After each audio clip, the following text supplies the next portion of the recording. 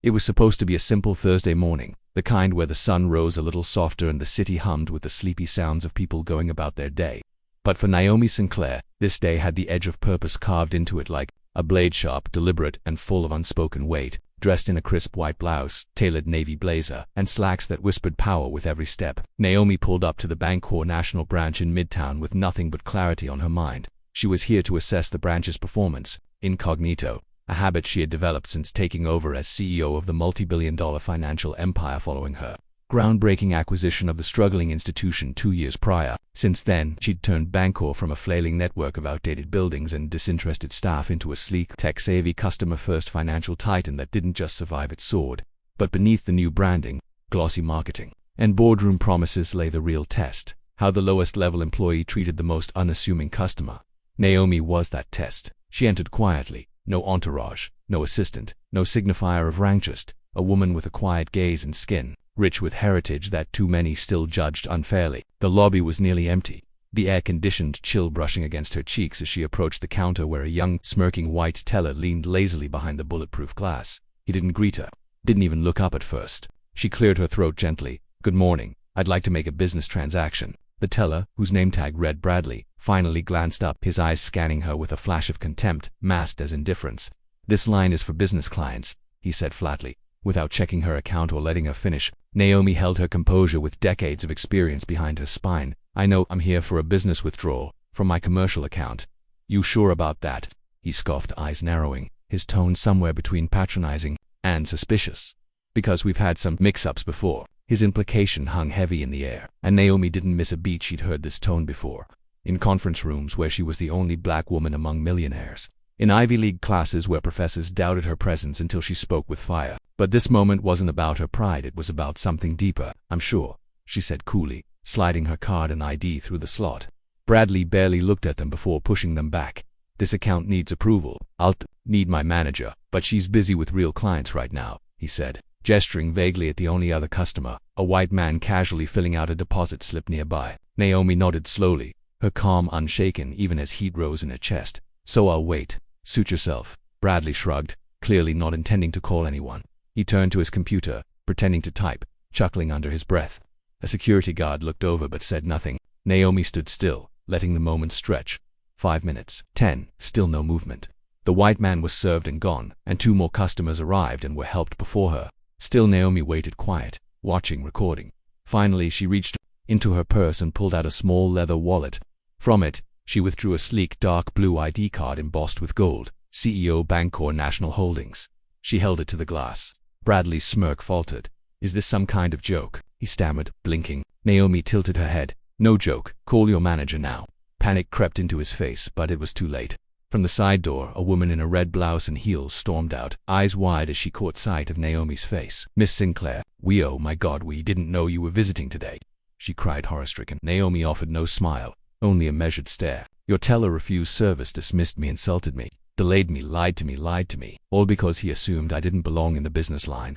The manager, now trembling, turned to Bradley, whose pale face was draining of color. "Get how?" she whispered to him. "What?" he gasped. "You're firing me." "On the spot," Naomi replied, not even looking at him anymore. "Pack your things, HR will follow up," he stammered, trying to protest, but Naomi walked away, past the stunned silence of every customer in the lobby, past the security guard now shifting nervously, past the trembling lips of the manager, still muttering apologies. She didn't need to shout. She didn't need to cry. She didn't need to explain herself. She was the CEO, and in 5 minutes, the entire bank had been reminded what real leadership looks like. This was more than business. This was justice. And Naomi Sinclair had only just begun. The door hadn't even fully closed behind Naomi Sinclair before whispers ignited across the branch like dry leaves catching fire in the wind. Some customers gawked. Others stepped aside, instinctively recognizing they had just witnessed something rare, something seismic in its quiet intensity. Inside the teller's booth, Bradley's world had begun to collapse. The smug confidence that had built up over years of unchecked arrogance now draining from his limbs as he stood frozen, unable to speak, unable to breathe under the weight of the moment he had so carelessly created. Naomi hadn't raised her voice, hadn't needed to, and yet the gravity of her presence crushed every illusion he had about who holds power and what it looks like. He had misjudged her entirely, thought her too plain, too soft-spoken, too black to matter in the world he'd built behind his counter, where fake smiles and favoritism ruled. But now, He stood exposed, unraveling like thread in front of the wary woman who signed the checks that paid his salary. The branch manager, Dana Hoffman, turned to him with rage and shame etched deep in her face, speaking in a hushed but shaking voice. "Pack your things, you're done. And if you ever treat another customer like that again anywhere else, I hope they end you twice as fast." Bradley muttered weakly, "I didn't know she didn't look." "Didn't look like what?" Dana snapped, her hands trembling. "Didn't look like a CEO or didn't look like someone you had to respect." But Naomi was already gone. She didn't need to see the rest. Her job wasn't to punish, it was to transform, and it started with letting people burn on the fire they lit themselves. In her sleek black car outside, Naomi sat in silence for a moment, breathing out the frustration she hadn't shown. This wasn't the first time someone underestimated her. It wasn't even the 100th. But it wasn't just about her anymore. She reached into her phone, opened her executive channel, and recorded a voice memo for her assistant. Set a meeting with the regional director, compliance officer, and diversity executive, effective immediately. I want an audit of every branch's frontline interactions, hiring metrics, and complaint patterns. Start with Midtown. She paused, then added, and schedule an internal town hall. I'll speak to every branch next week, one by one. I want faces, I want questions, and I want the culture to change from the ground up. Then she clicked off. That was Naomi. She never reacted emotionally, never let one man's ignorance cloud her vision, but she acted swiftly, decisively, and when she acted, mountains moved. Later that day, news of the incident swept through internal chat groups across the company. Employees from coast to coast read the story how the CEO, Naomi Sinclair, had been refused service at her own bank by a teller too arrogant to look past her skin. Some were shocked, others ashamed, but many, especially those in branches far from the glamour of headquarters, felt seen because they knew. They'd felt the same kind of disrespect from peers, managers, customers, quietly tolerated for too long now. They saw a woman who wouldn't just speak about equality in press releases, she lived it. Back at headquarters, Naomi entered the top-floor boardroom without announcement. The regional director, Harold Kinsey, was already there, gray-haired and visibly anxious, standing as she walked in. "Miss Sinclair, I heard what happened," he began, already sweating. "Unacceptable. I take full." Naomi raised her hand. "Sit." Her voice was calm but firm enough to make steel buckle. He sat. The meeting that followed wasn't explosive, it was surgical. Naomi, pen in hand, laid out the specific systemic failures that allowed people like Bradley to feel protected enough to discriminate without fear. Outdated training, weak accountability, a lack of branch-level checks on customer treatment, and a cultural vacuum where optics had replaced outcomes. "We don't need more slogans," she said, her voice like stone wrapped in velvet. "We need standards, and we need courage. If someone can be humiliated in one of our branches and not be believed because they don't look the part, then what are we doing here?" The room was silent. Harold tried to nod along, but Naomi wasn't done. "I don't care what their sales numbers are. If they treat one human being with disdain, they're out. From now on, every employee interaction gets tracked not just for metrics, but for respect." She turned toward the compliance officer. "And if I find another manager covering for this kind of behavior instead of correcting it, they're next." Clear heads nodded. Silence thickened. Her word was law, not because she forced it, but because when Naomi Sinclair spoke, people saw the future. Sharper, cleaner, unapologetically just. But that evening, as she walked into her penthouse and pulled off her heels, Naomi allowed herself a rare moment of vulnerability. She stood by the window, looking down at the skyline glittering against dusk, remembering her childhood in the Deep South, where banks once refused to let her mother cash a paycheck because her hands were too calloused, where her grandmother used to save money in a coffee tin because the teller would count it twice if she wore a head wrap, where Naomi herself had sat as a teenager in the waiting room of a loan office while a man in a suit assumed she was someone's +1. That fire had never left her. It had only evolved, and now as the CEO of one of the most powerful banking networks in the country, she knew she carried more than just a title. She carried generations of struggle behind every decision she made. And what happened today? That was justice in motion. Not revenge, not pettiness, justice, and the name Naomi Sinclair. After today, it was no longer just a name on corporate filings. It was a name bank employees would remember because it didn't matter what she looked like when she walked through the door. What mattered was that she owned the whole damn building. Naomi Sinclair's journey to the corner office was anything but conventional. Born in a small southern town where the echoes of segregation still lingered in cracked sidewalks and whispered warnings, Naomi learned early on that success demanded more than just talent. It required resilience forged in fire and a vision unwavering even in the face of doubt. Her mother, a schoolteacher who worked 2 jobs to keep food on the table, always told her, "You're meant for more than these streets, Naomi. Don't let anyone tell you who you are." But in those streets, the harsh realities of bias and limited opportunity were as palpable as the summer heat. Banks often turned away her family, stores followed her mother with suspicion, and teachers underestimated her. Yet, Naomi refused to be defined by those walls. She excelled in school, her mind a fierce beacon of ambition and grit.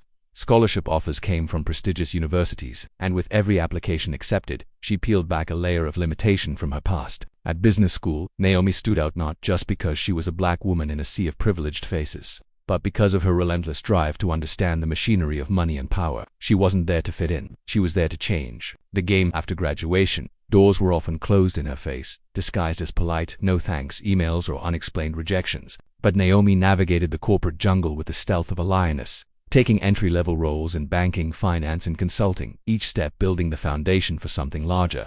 She witnessed systemic inequities firsthand, how decisions made in glass towers rippled down to hurt communities like hers. So she made a vow. One day she would be the person in the room where change was decided. When Bancor National went bankrupt, many saw an opportunity to cash in or walk away. Naomi saw a chance to rebuild. Using every connection, every sleepless night, every dollar saved, she led a bold takeover, determined to transform the failing bank into a beacon of opportunity for underrepresented communities. The first months were grueling. Investors doubted her, staff resented the changes, and old-school bankers whispered that a woman like her had no business running a company of that scale.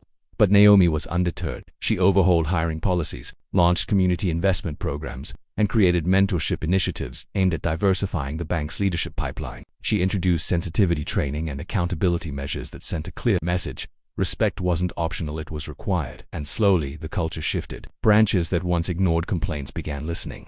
Employees who felt invisible were empowered. Customers who had been dismissed found advocates. Yet none of that erased the daily battles Naomi still faced. Like the incident with Bradley, disrespect lurked in corners where her title couldn't immediately protect her. Moments when her presence disrupted the assumptions of others so profoundly that they reacted with disbelief or disdain. But each confrontation was fuel for her fire, a reminder of the distance still to go. The stories of her childhood weren't just memories, they were the reason she sat where she did today.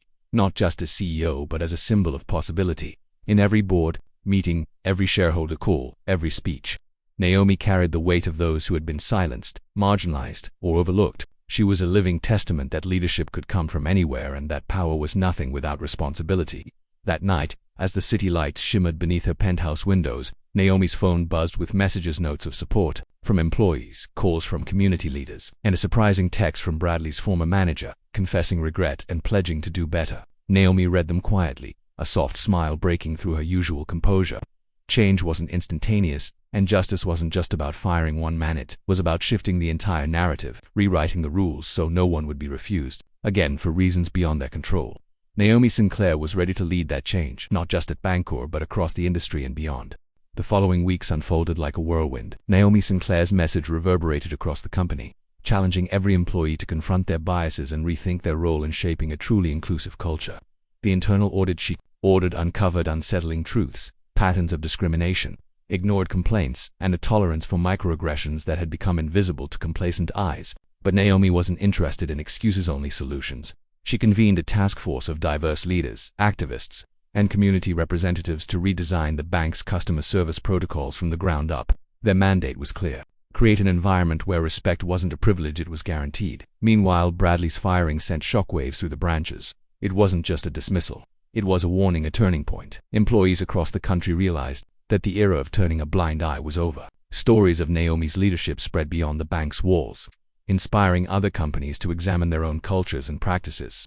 The media caught wind of the incident, painting Naomi not just as a CEO, but as a fearless advocate for justice in corporate America. Yet despite the growing spotlight, Naomi remained focused and grounded. At every town hall meeting, she shared her story, the struggles, the setbacks, the relentless determination, and she listened, really listened, to the voices of those who had long been ignored. One evening, a young black employee approached her after a session, tears in her eyes. "Because of you," she whispered, "I finally believe I belong here."